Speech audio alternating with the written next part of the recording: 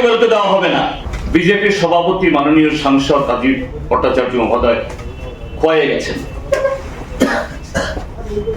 কি জানি একটা স্মরণ সভা না কি জানি, আমি কেরালায় ছিলাম, ওনার বক্তব্য শুনেছি।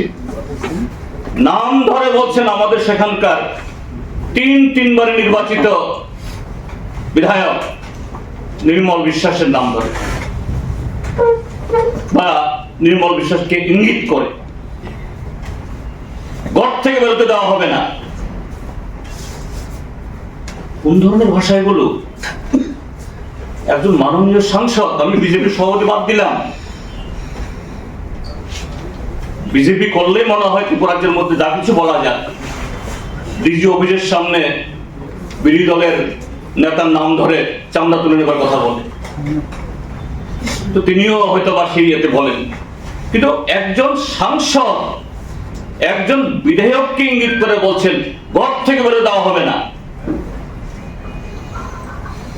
এই যে ত্রিপুরাজ্যের মধ্যে ঘৃণার চাষ, হিংসার চাষ কিভাবে হচ্ছে, আর এরা বলে গণতন্ত্র। যে দল এটা সভাপতি নির্বাচন করতে পারে না,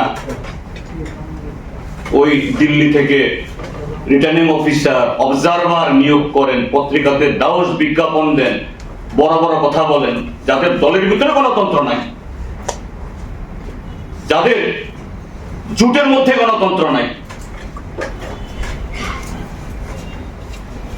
এক মন্ত্রী আর এক দলের নেতাকে পোল্ট্রির মোড়কের মতো চামড়া ছোলা কথা বলেন,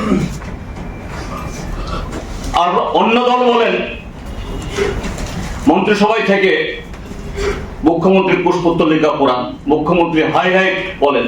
কাজে সেই দলের নেতা তারা কমিউনিস্ট পার্টিকে, সিপিআইএম কে তার গণতন্ত্র শেখান।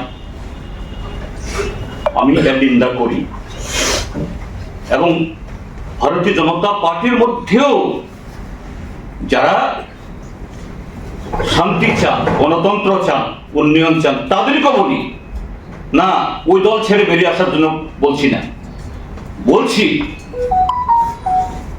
আপনাদের দলের মধ্যে এইভাবেই দলের ভাবমূর্তি, দলের স্লোগান এক, সবকা সাথ সবকা বিকাশ সবকা বিশ্বাস, দলের স্লোগান আত্মনির্ভর ভারত, কিন্তু কাজ হলো হিংসা, কাজ হলো লুট, অন্যায়, একে আড়াল করা।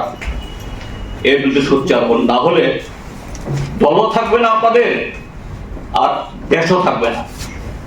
এটা সবার দায়িত্ব। এই হলো আপনাদের কাছে আমার বিনম্র উপস্থাপন।